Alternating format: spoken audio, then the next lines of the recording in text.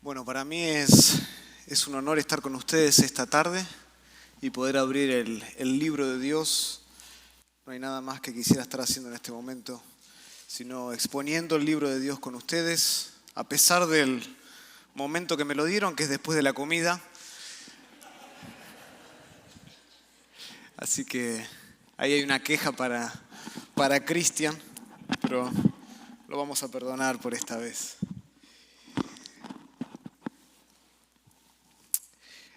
Me dieron el tema del empoderamiento del Espíritu Santo, que está muy relacionado con este aspecto de la llenura del Espíritu Santo, que es sin duda, como lo veníamos hablando en la sesión, en este conversatorio que teníamos antes, es sin duda uno de los temas más debatidos, uno de los temas más malentendidos y muchas veces pasados por alto en la vida cristiana.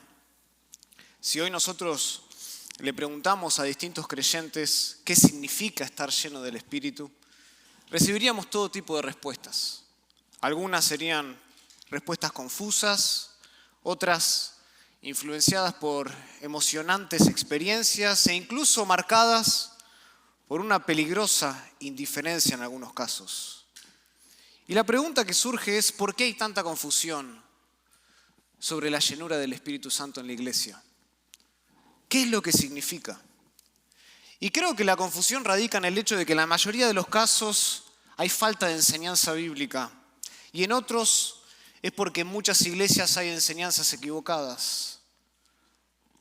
Ahora, hoy no vengo a entrar en debates especulativos. Mi propósito hoy es mucho más sencillo. Mi propósito hoy es mucho más práctico y transformador, y es este. Tú y yo necesitamos ser llenos del Espíritu Santo si queremos vivir una vida productiva, una vida fructífica para la gloria de Dios.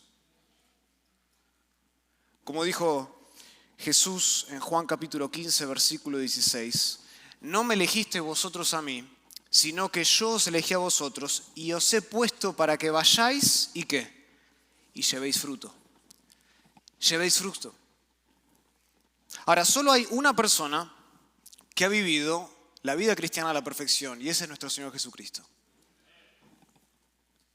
Todos los demás hemos pecado, todos estamos destituidos de la gloria de Dios, y por nuestras propias fuerzas es imposible vivir como Cristo vivió, en plenitud espiritual. Sin embargo, esta es justamente la meta de la salvación. ¿Se acuerdan? En Romanos capítulo 8, versículo 29, Pablo declara que nosotros fuimos predestinados para ser hechos conformes a la imagen ¿de quién? De su Hijo, de Jesucristo. Entonces, ¿cómo puede una persona pecadora como tú o como yo parecerse más a Jesús? Y la respuesta está en Efesios capítulo 5, versículo 18. Sed pues llenos del Espíritu. Sed llenos del Espíritu. Ahora, la llenura del Espíritu no significa que nosotros recibamos más del Espíritu. Cuando tú creíste en Cristo como Señor y Salvador de tu vida, el Espíritu vino a morar en ti de forma inmediata, de forma completa, de forma permanente, como afirma Pablo en Romanos capítulo 8, versículo 9. Si alguno no tiene el Espíritu de Cristo, no es de Él. Entonces, si tú eres salvo, tú no necesitas que el Espíritu descienda sobre ti. Tú no necesitas que el Espíritu caiga sobre ti. El Espíritu ya vive en ti, ya mora en ti. Pero escuchen, hay una gran diferencia entre que el Espíritu more en ti y que tú vivas lleno del Espíritu Santo. Una gran diferencia. Es como recibir un auto nuevo y no saber cómo encenderlo. Lo empujas de un lado a otro, agotándote inútilmente, pero no tiene por qué ser así. Tú puedes ser lo que Dios quiere que seas, hacer lo que Dios quiere que hagas y tener lo que Dios quiere que tengas, pero para eso debes ser lleno del Espíritu Santo. Y Efesios capítulo 5, del 18 al 21, es el pasaje más claro sobre lo que significa vivir una vida llena del Espíritu. Una vida fructífera. Una vida que ha sido y es empoderada por el Espíritu de Cristo. Así que les invito a que abran sus Biblias, Efesios capítulo 5. Vamos a estar estudiando este pasaje de los versículos 18 al 21. Y hoy vamos a ver tres elementos que nos ayudarán a vivir como es digno de la vocación con la que fuimos llamados por la gracia de Dios. Efesios capítulo 5, versículo 18, dice así. Pablo está escribiendo esta epístola y dice: no os embriaguéis con vino, en lo cual hay disolución, antes bien, sed llenos del Espíritu, hablando entre vosotros con salmos, con himnos y cánticos espirituales, cantando y alabando al Señor en vuestros corazones, dando siempre gracias por todo al Dios y Padre, en el nombre de nuestro Señor Jesucristo. Someteos unos a otros en el temor de Dios. Inclinemos nuestros rostros y oremos al Señor. Querido Padre, te damos gracias. Gracias porque hoy podemos todos juntos venir y sentarnos y escuchar tu palabra ser expuesta delante de nosotros.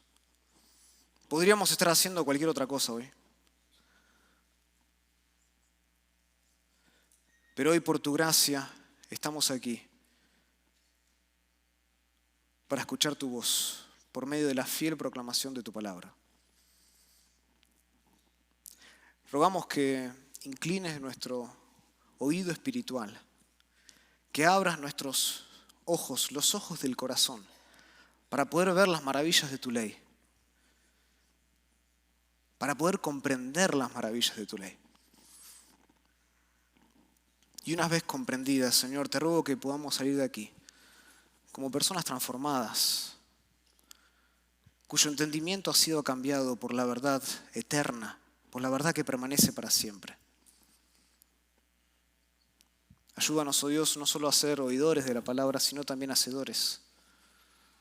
Que esa palabra implantada, que ya está implantada en nuestro corazón, Señor, lleve fruto, mucho fruto en nuestra vida, para que podamos vivir vidas cristianas con poder, fructíferas, dignas de la vocación con la cual fuimos llamados. Sé tú con nosotros en este tiempo. Glorifícate por medio de tu palabra. Lo pedimos todo esto en el nombre de Cristo Jesús. Amén. Tres elementos. Si están tomando notas, el apóstol comienza este pasaje presentando un fuerte contraste entre dos realidades opuestas, antagónicas. Y este es el primer elemento que debemos considerar, el contraste. El contraste, ese es el primer punto.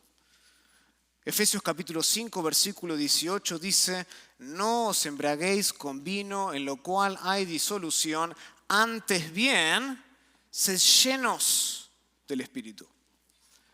Noten que la estructura del pasaje es muy clara, muy pero muy clara. Hay dos mandatos, uno negativo y otro positivo. Primero encontramos en el pasaje una prohibición. La prohibición es: no os embriaguéis con vino. Y luego viene una exhortación positiva. Antes bien, en contraste a esto, sed llenos del Espíritu. Ahora, esta yuxtaposición de ideas no es un simple recurso literario del apóstol Pablo, sino que es una enseñanza profunda, con implicaciones teológicas, con implicaciones prácticas para nuestra vida.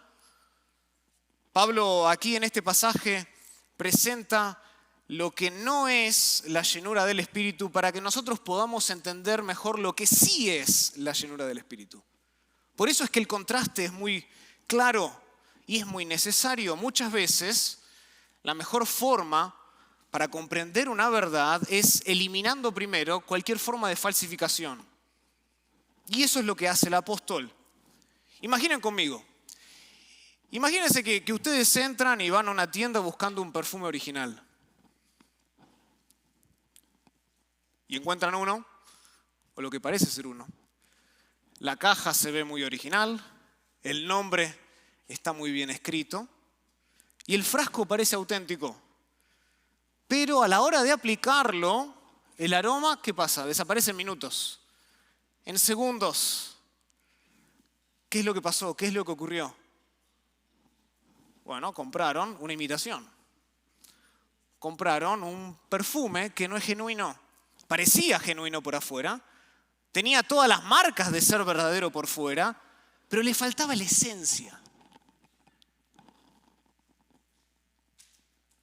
Y así también ocurre con la espiritualidad en la iglesia. Hay creyentes que aparentan estar llenos del Espíritu. Tienen todas las marcas. Usan un lenguaje cristiano, alzan las manos en la adoración, citan versículos con facilidad, pero su vida carece de poder, carece de transformación, carece de fruto espiritual. Y por eso es que Pablo comienza el pasaje describiendo lo que no es una vida llena del Espíritu. Porque quiere evitar la falsificación. Y la advertencia es clara, la advertencia es contundente. No os embriaguéis con vino. Esto, de hecho, en el original el verbo es aún más claro, es aún más directo. Podría traducirse como dejen de embriagarse. Esto quiere decir, o sugiere, por lo menos, que algunos de los creyentes en Éfeso, al igual que los de la iglesia en Corinto, ¿se acuerdan? 1 Corintios 11:21 habla sobre esto, estaban abusando de bebidas alcohólicas. Ahora recordemos que el consumo del vino era muy común en el primer siglo. Muy común. ¿Recuerdan cuál es una de las primeras señales que Jesucristo hace? Transforma justamente el agua, no en Coca-Cola, en vino. Era muy común. E incluso nosotros encontramos en la Biblia que la misma palabra de Dios recomienda el uso del vino justamente en ciertos contextos medicinales. Por ejemplo, acompáñenme a Proverbios, capítulo 31.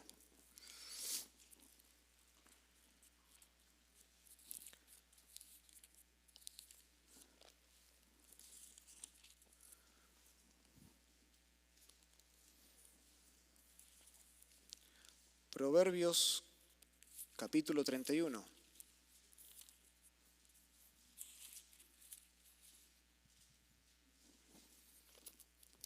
Versículo 6.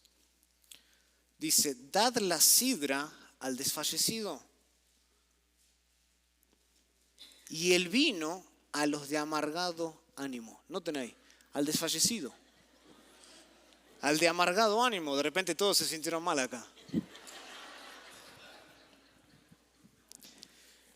Primera de Timoteo, capítulo 5, versículo 23, dice, ya no bebas agua, sino usa de un poco de vino por causa de tu estómago y de tus frecuentes enfermedades. Noten que la Biblia utiliza y recomienda en ciertos contextos medicinales el uso del vino, pero cuando el uso se convierte en abuso debe rechazarse a cualquier costa. Y eso es lo que Pablo dice. No os embriaguéis con vino. De hecho, noten el contexto, vuelvan a Efesios capítulo 5. Unos versículos antes, en el versículo 15, Pablo advierte y dice, mirad pues con diligencia cómo andéis, no como necios, sino como sabios, aprovechando bien el tiempo, porque los días son malos. No os embriaguéis con vino.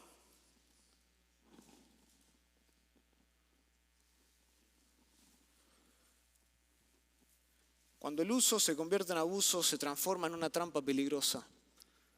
Debe rechazarse. Porque escuchen, la embriaguez no es solo una cuestión de exceso. Es una manifestación de una vida que está fuera de control.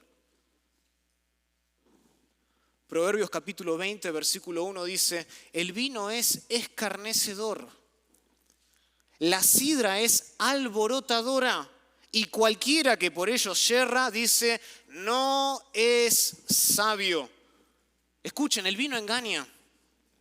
El vino le hace creer a la persona que se siente mejor cuando en realidad está peor. Muchos van en pos del vino en busca de felicidad. Le hace creer a la persona que es más feliz cuando en realidad su mente está nublada, que es más sabia cuando lo cierto es que ha perdido la sensatez esa persona, está atrapada por esta bebida. Y cuando alguien está bajo los efectos del alcohol, pierde el juicio, pierde el equilibrio, pierde la vergüenza. Y cuando un creyente no vive en plenitud espiritual, pasa lo mismo. Pierde la perspectiva divina, pierde el discernimiento y pierde el testimonio. Por eso Pablo empieza con este contraste. No os embriaguéis con vino. Y precisamente Pablo añade y dice, ¿cuál es el resultado de estar embriagado con el alcohol? Dice, en el vino hay ¿qué? Disolución.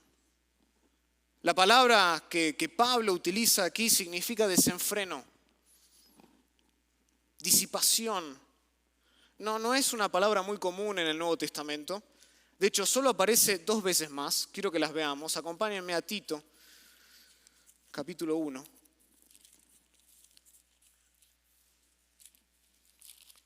Tito, capítulo 1.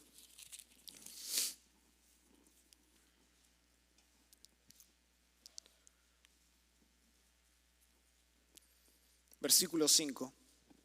Pablo escribe y dice, por esta causa te dejé en Creta, para que corrigieses lo deficiente y establecieses ancianos en cada ciudad, así como yo te mandé. El que fuere, dice, irreprensible, marido de una sola mujer, y tenga hijos creyentes que no estén acusados de ¿qué? Disolución, ni de rebeldía, aquí está. Hijos que estén acusados de una vida desenfrenada. El otro lugar donde aparece es en Primera de Pedro. Primera de Pedro, capítulo 4.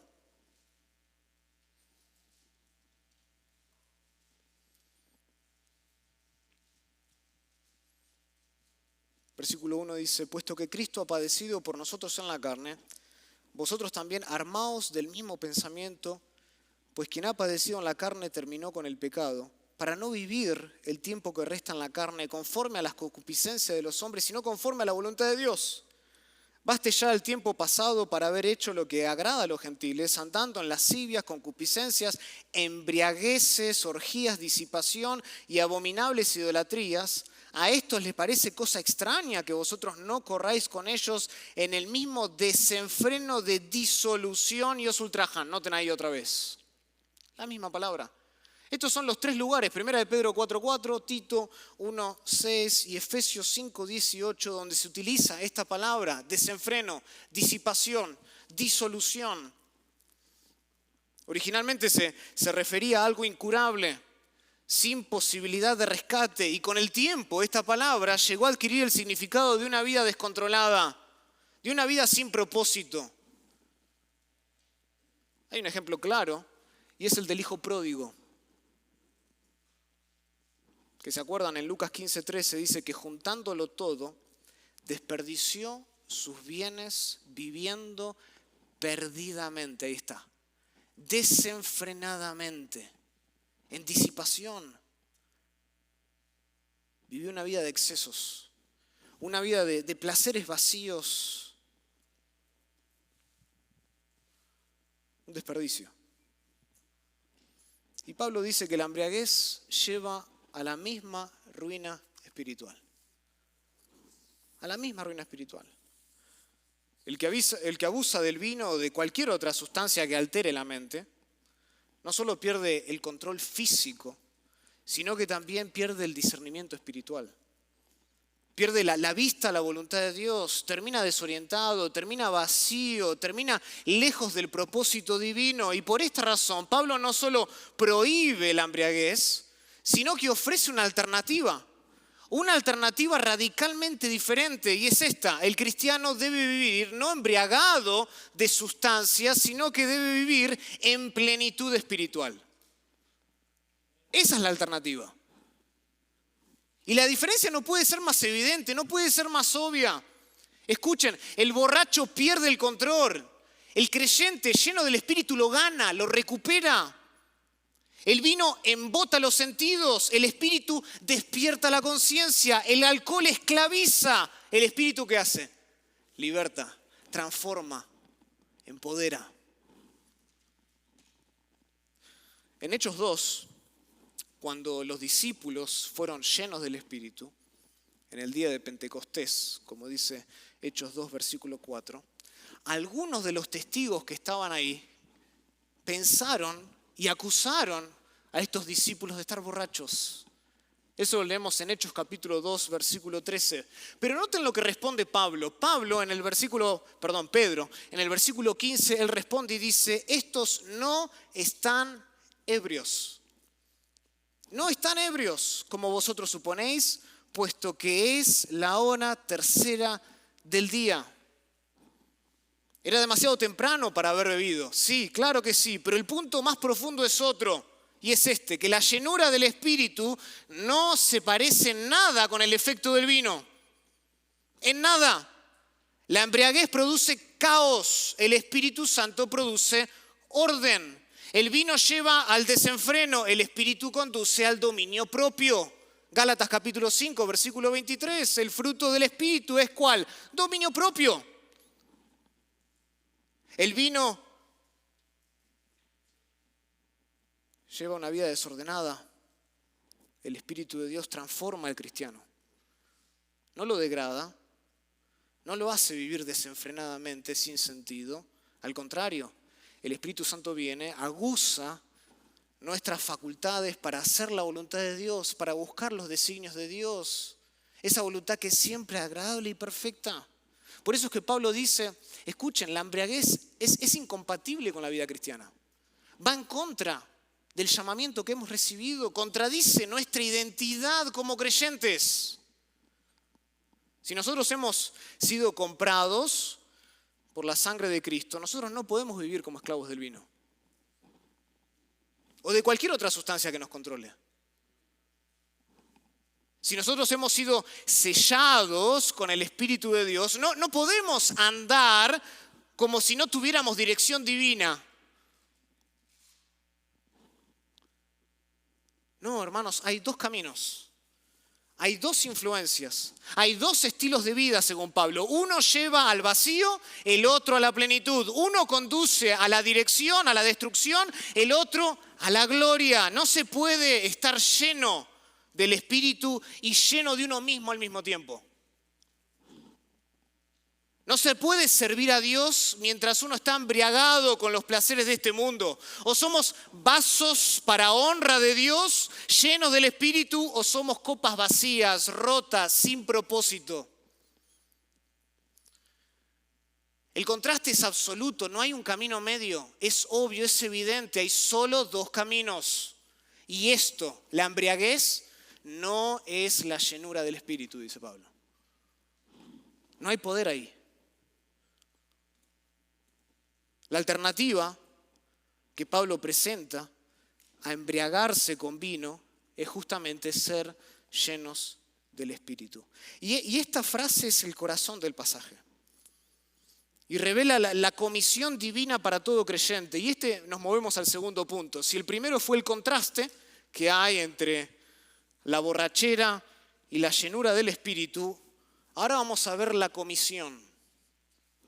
La comisión.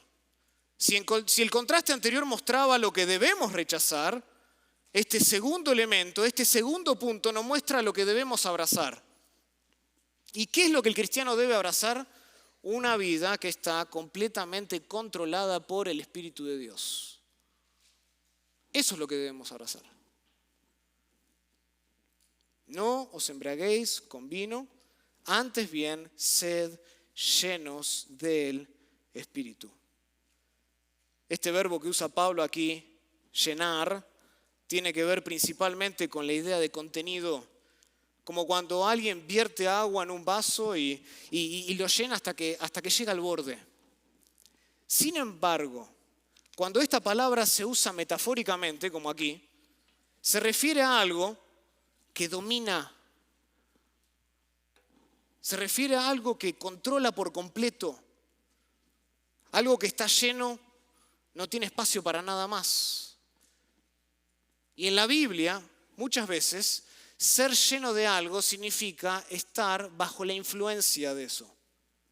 estar completamente controlado por eso. Por ejemplo, en Lucas capítulo 2, versículo 40, dice que Jesús se llenaba de sabiduría. Jesús, ¿escucharon bien? Se llenaba de sabiduría, mismo verbo que aparece aquí en Efesios capítulo 5, versículo 18. ¿Y qué es lo que quiere decir? Lo que quiere decir es que Jesús no solo adquiría conocimiento, sino que ese conocimiento que hacía, lo controlaba, que es por definición el significado de la palabra sabiduría. En 2 Corintios capítulo 7, versículo 4, Pablo afirma y dice, lleno estoy de consolación, mismo verbo, lo cual indica que la consolación del Espíritu dominaba a Pablo incluso de las más difíciles pruebas y tribulaciones que enfrentaba. Él estaba lleno de consolación. Y así también, ser llenos del Espíritu significa vivir bajo su control constantemente.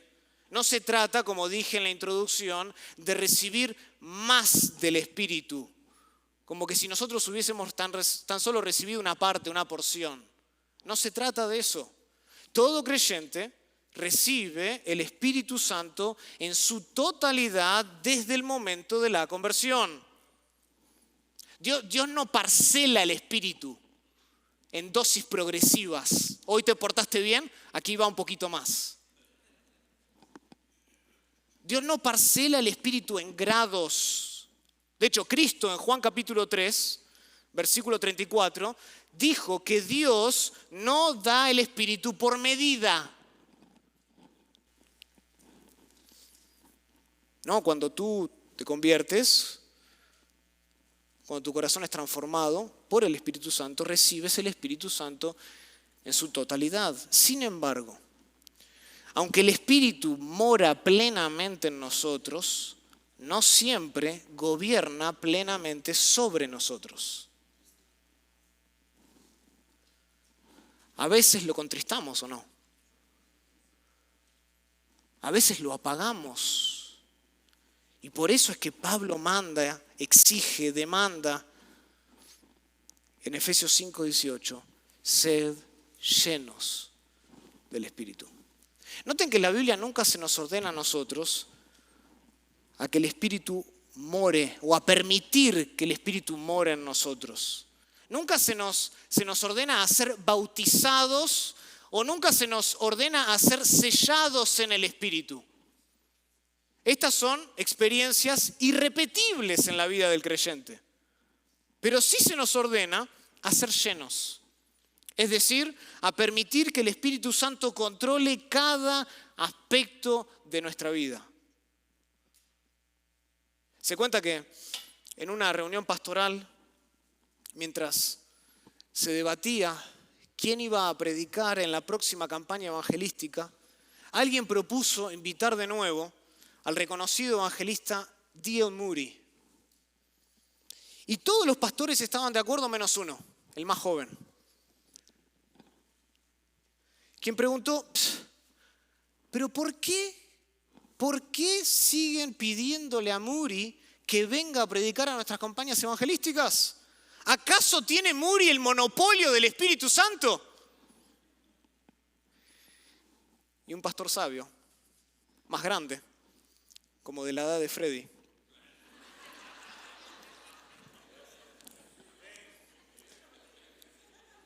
le respondió con sabiduría al joven y le dijo, no, joven, Moody no tiene el monopolio del Espíritu Santo, pero el Espíritu Santo tiene el monopolio de Moody. Y esa es la clave. Esa es la clave. Dios no nos dio el Espíritu solo para residir en nosotros, sino también para presidir sobre nosotros. En todos los aspectos de nuestra vida. Que nos controle de arriba abajo. Examinemos entonces más de cerca la comisión de Pablo, el mandato de Pablo, la instrucción de Pablo. Noten de nuevo en sus Biblias, Efesios 5:18, sed llenos del Espíritu. Noten que es un mandato. Y el mandato a ser llenos del Espíritu Santo es para todos los cristianos, sin excepción. Noten que no está dirigido solo a los pastores, no está dirigido solo a los misioneros, a los líderes de células, no. No es un privilegio exclusivo de los carismáticos, ni de una supuesta élite espiritual. Tampoco es una meta que está reservada para los creyentes de primera clase.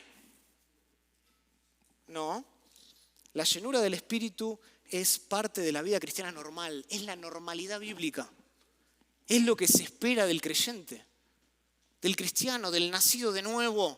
Es nuestro privilegio como hijos de Dios y es nuestra responsabilidad como seguidores de Cristo. Y esto se confirma justamente en el mismo contexto de la carta de Efesios. Noten que después de dar este mandato, esta instrucción, Pablo, ¿qué hace? En primer lugar, se dirige a las esposas y después a los esposos, en los versículos 22 al 33. Después se dirige a los hijos, en Efesios capítulo 6, versículo 1 al 4. Se dirige a los padres, se dirige a los trabajadores, a los siervos, a los amos. En el capítulo 6, del 5 al 9. Noten que todos los aspectos de la vida cristiana, en el hogar, en el trabajo, en la iglesia, dependen de esto, dependen de la llenura del Espíritu Santo. Esto no es teórico, hermanos. Esto es sumamente práctico. Piensa conmigo. ¿Quieres amar a tu esposa como Cristo amó a la iglesia? Necesitas la llenura del Espíritu Santo. ¿Quieres someterte a tu marido con gracia y con paciencia? Necesitas la llenura del Espíritu Santo. ¿Quieres criar a tus hijos en el temor de Dios? Necesitas la llenura del Espíritu Santo. ¿Quieres honrar a Dios en el trabajo? ¿Sabes qué? Necesitas la llenura del Espíritu Santo. Nadie puede vivir como Dios manda sin ser controlado por el Espíritu de Dios. Nadie. Necesitas del Espíritu. Dependen de la llenura del Espíritu. Como dice el pastor y maestro John MacArthur, si no obedecemos este mandato, no podemos obedecer cualquier otro. Por la sencilla razón de que no podemos hacer la voluntad de Dios aparte del Espíritu de Dios. Lo necesitamos. Es indispensable para la vida cristiana. Además, noten que Pablo presenta este mandato en tiempo presente, continuo. Una traducción más literal de la segunda parte de Efesios 5:18 sería: estén siendo llenos del Espíritu continuamente. Esto quiere decir que la llenura no es una experiencia única, no es una experiencia que se da una sola vez, definitiva. No es como la morada del Espíritu, no es como el bautismo del Espíritu, no es como el sello del Espíritu que ocurren una vez y para siempre. No, la llenura es una experiencia de cada día. La llenura es una experiencia de cada momento del día. De hecho, si volvemos al libro de los Hechos, vemos cómo los mismos discípulos fueron llenos del Espíritu en varias ocasiones. No solamente una vez. En el día de Pentecostés, claro, fueron llenos del Espíritu, Hechos 2:4. Pero luego Pedro fue lleno del Espíritu de nuevo ante el Sanedrín, en Hechos capítulo 4, versículo 8. Y más tarde toda la iglesia fue llena del Espíritu en el culto de la oración cuando estaban celebrando la liberación de los apóstoles en Hechos 4:31. Y así sucesivamente a lo largo del libro de los Hechos. Hechos 6:3, 7:55, 9:17, 11:24, 13:9, 13:52. Llenos del Espíritu. Ahora, la llenura no ocurre de forma automática. Involucra la rendición. Involucra la obediencia. Cada día nosotros debemos confesar nuestro pecado. Someter nuestra mente delante de Dios, nuestro cuerpo, nuestros deseos, nuestros planes, a la voluntad siempre agradable y perfecta de nuestro Padre. D.L. Moody lo resumió muy bien, de forma sencilla pero profunda. Cuando le preguntaron por qué era necesario ser llenos del Espíritu una y otra vez, ¿saben lo que respondió? porque el creyente gotea.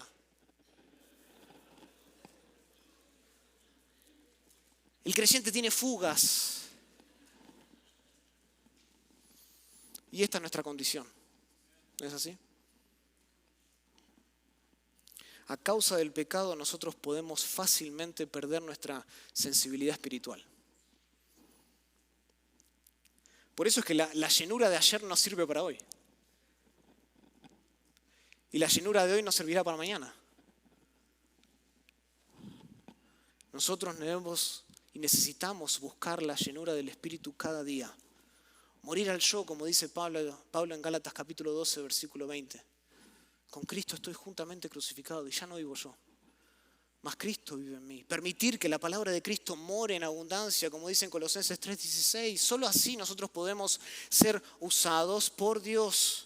Tendremos una vida fructífera. Solo así experimentaremos el poder de Dios, la dirección de Dios, la plenitud que proviene del Espíritu de Dios para hacer lo que nadie más puede hacer, que es obedecer a Dios con gozo. Obedecer a Dios con gozo.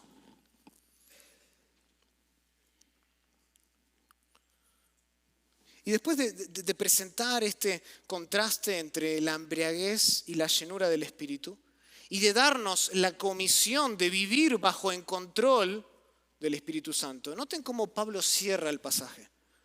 Pablo cierra el pasaje con una clara lista de características de lo que significa vivir en la llenura del Espíritu.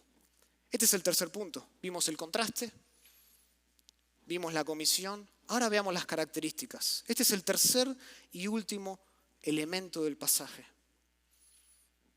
¿Cómo luce el creyente que está lleno del Espíritu? ¿Qué frutos visibles brotan en la vida de aquel cristiano que camina bajo la influencia controladora del Espíritu Santo? Bueno, la respuesta la encontramos en los versículos del 19 al 21.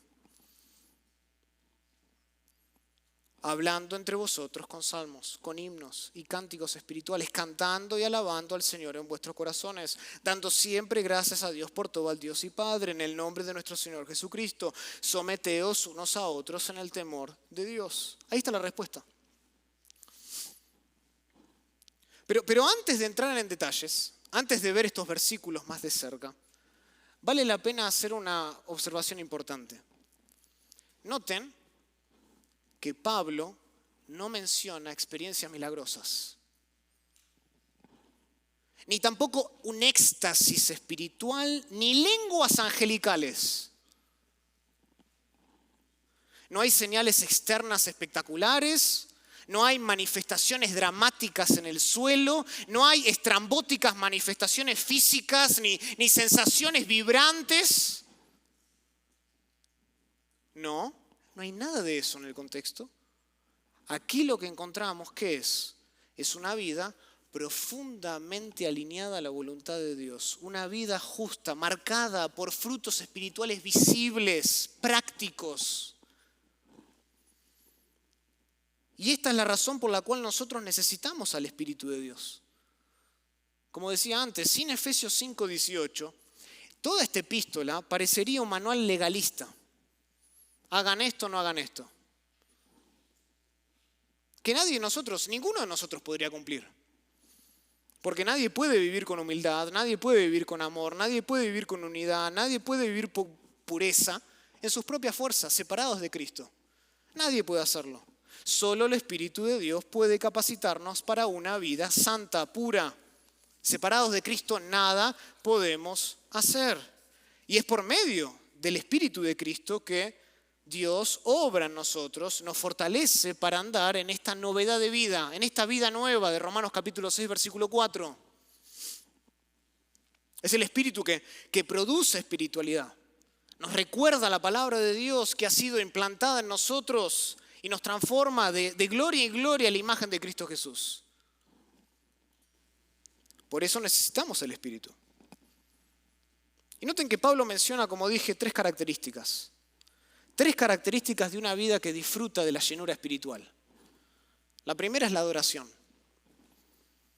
Es la adoración. Versículo 19. Hablando entre vosotros ¿Con qué? Con salmos, con himnos y cánticos espirituales, cantando y alabando al Señor en vuestros corazones.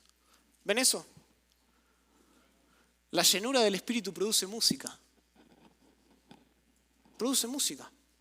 Un creyente lleno del Espíritu es un creyente que canta. No porque tenga talento, hay muchos que le falta, ni tampoco porque tenga técnica.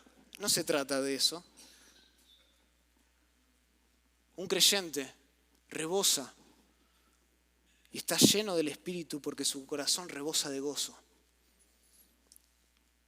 Rebosa de alegría porque antes estaba muerto espiritualmente y ahora está vivo en Cristo Jesús. Porque antes no tenía esperanza y ahora tiene victoria. Porque antes estaba perdido y ahora tiene un futuro con el Padre Celestial. Rebosa de gozo. O sea, la música, el canto, la alabanza es el termómetro espiritual. Cuando nosotros estamos satisfechos en Cristo Jesús, no podemos callar. No podemos cerrar nuestras bocas. Queremos alabar a Dios. Ahora, noten algo interesante en este versículo.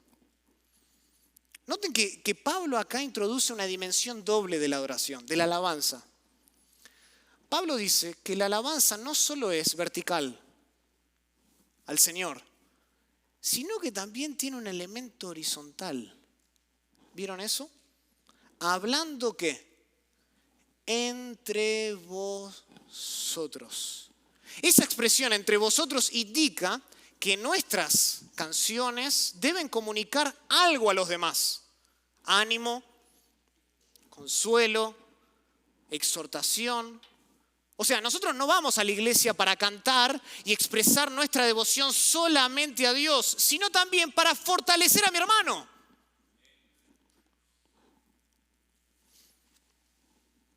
Y lamentablemente, en muchas iglesias hoy,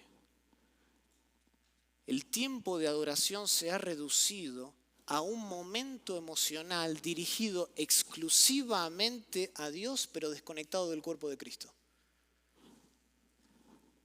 Donde predominan comportamientos desenfrenados, como las caídas, la risa santa y hasta sonidos animales, todo bajo una misma etiqueta: estoy lleno del Espíritu Santo y quiero demostrar mi devoción a Dios.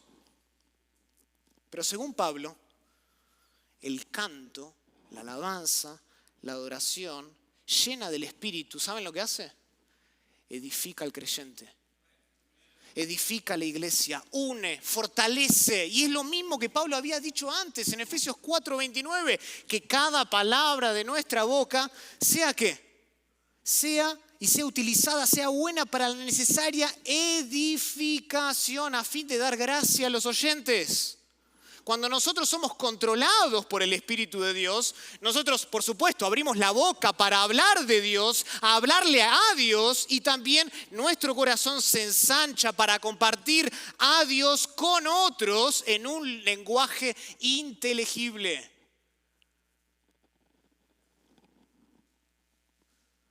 Son palabras que edifican, no palabras que no sabemos lo que significan.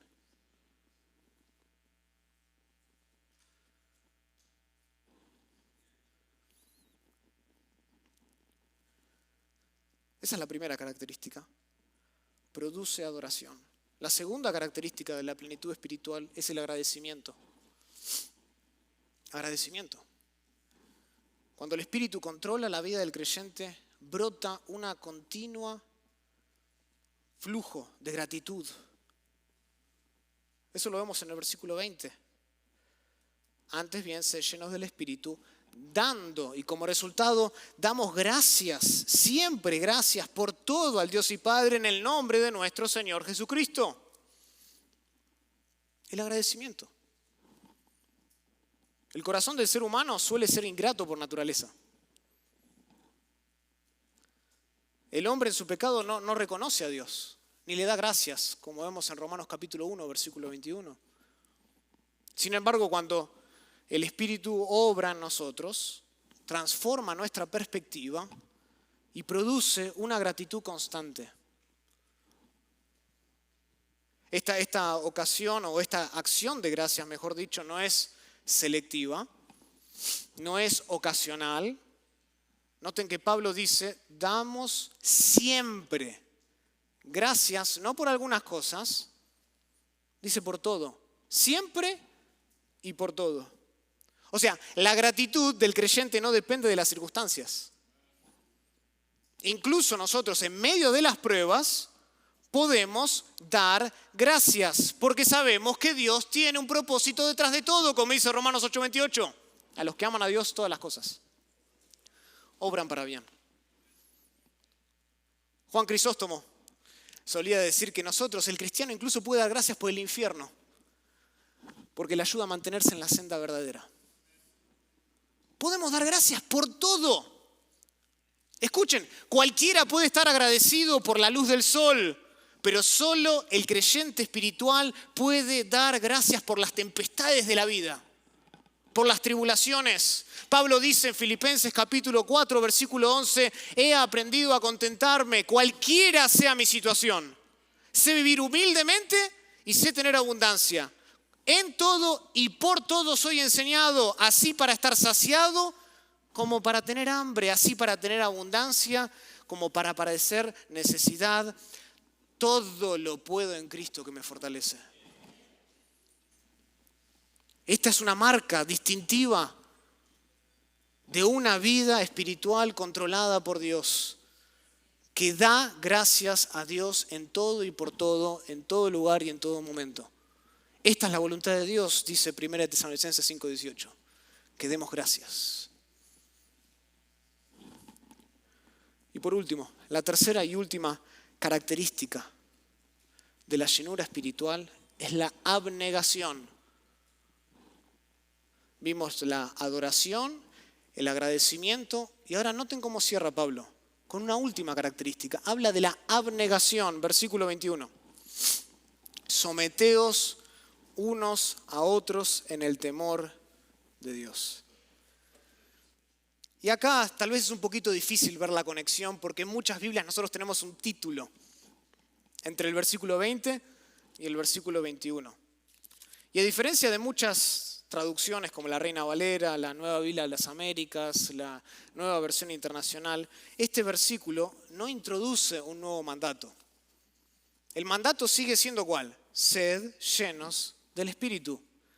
Si ustedes estudian el griego original, el verbo no es un imperativo. Es lo que se llama una forma participia. O sea, un participio, lo que indica que el sometimiento es ¿qué? Es otro resultado de ser lleno del Espíritu.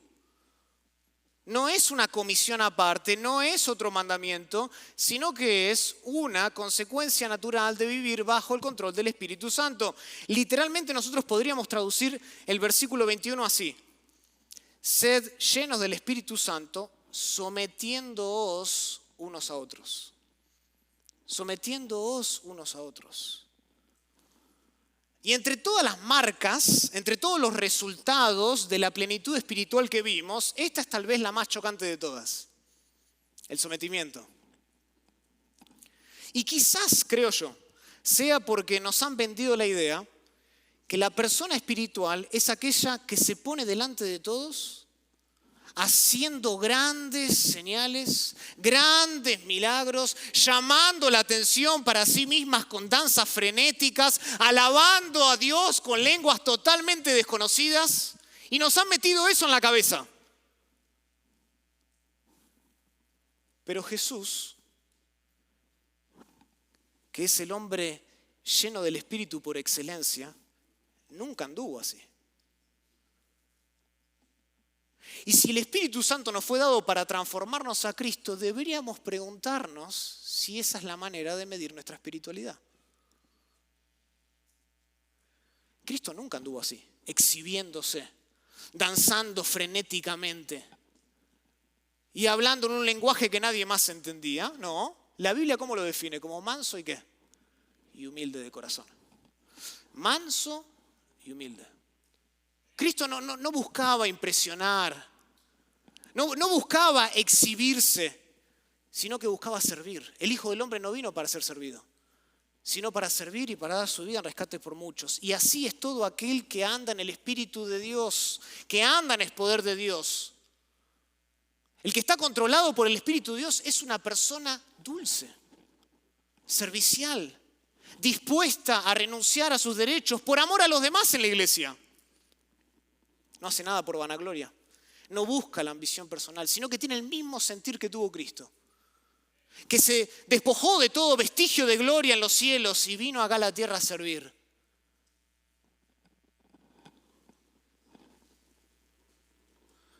La abnegación, la humildad es una señal clara de espiritualidad. No hay espacio para la arrogancia para aquel que está controlado por el Espíritu de Dios. No hay espacio para el protagonismo dentro de la iglesia. No hay espacio para el egoísmo para aquel que está lleno del Espíritu. Al contrario, aquel que está lleno del Espíritu tiene un deseo genuino de honrar a otros, de servir sin buscar el reconocimiento y de reflejar el carácter de Cristo, el cual está luego dispuesto a lavar los pies de los discípulos, incluso del que le voy a entregar, porque nos amó hasta el fin.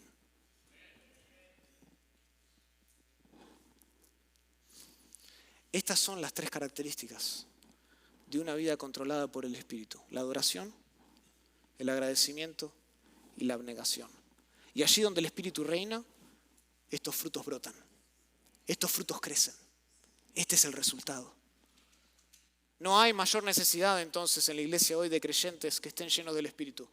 No llenos de actividad, no llenos de conocimiento, no llenos de emoción, sino llenos de Dios. Porque solo una vida bajo su control puede reflejar el carácter de Cristo. Solo así podemos vivir en unidad, caminar en santidad, adorar con autenticidad. Ser lleno del Espíritu no es una opción para los espirituales. Es un mandato para los redimidos, para todos nosotros. No es un lujo para los maduros, es la urgencia de los obedientes. Y la pregunta no es si tienes al Espíritu, sino si el Espíritu te tiene a ti, si te controla. Si cada mañana, cada decisión, cada palabra y cada paso son una oportunidad para rendirte a la voluntad de Dios, al poder del Espíritu, en conformidad a la palabra de Dios. No te conformes con vivir empujando tu fe en tus propias fuerzas. Tú no fuiste salvo para vivir agotado, sino para vivir en plenitud espiritual. Y hoy tú puedes salir de este lugar con el gozo de alguien que no camina solo, sino que vive lleno del poder, del mismo poder que levantó a Cristo de entre los muertos. No hay vida más libre, más santa, más fructífera que una vida lleno del Espíritu de Dios. Oremos. Querido Padre, te damos gracias por tu palabra. Gracias por este pasaje tan hermoso, tan importante, tan crucial, que define para nosotros lo que es la vida cristiana, lo que significa andar en el poder de Dios, obedeciendo a Dios, amando a los demás, de la manera que Cristo nos amó. Sé, Padre, que a lo largo del tiempo hemos sido influenciados por diversas ideas. Y sé que tal vez venimos de un trasfondo donde nos han enseñado algo diferente de lo que significa vivir bajo la plenitud del Espíritu. Pero hoy no vinimos a escuchar una opinión más. Hoy fuimos expuestos a tu palabra. Y tu palabra define lo que es la llenura del Espíritu. Padre, te ruego que nos des corazones sensibles a tu palabra, humildes y prontos para hacer cambios en nosotros. Porque nosotros, si tenemos un corazón nuevo, en nosotros reside el poder de Dios. Y tenemos la capacidad en el Espíritu para andar en novedad de vida. Gracias, oh Dios, por tu Santo Espíritu. Nos entregamos a ti en lo que queda de este día, en el nombre de Jesús. Amén.